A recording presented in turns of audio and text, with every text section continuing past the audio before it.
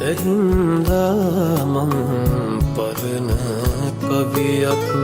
උරුදු බංකුව ළඟ තිබී එදාවාගෙන අදත් යුවලත් සැඳෑ කලපින් සුව විඳී රුදුරු සුළඟින් වියලිතුරු පත්සේම හදවත් ඇද වැටී කඳුළු අහසින් පතිත වී යලි කොළඹ සරසවි බිම තෙමී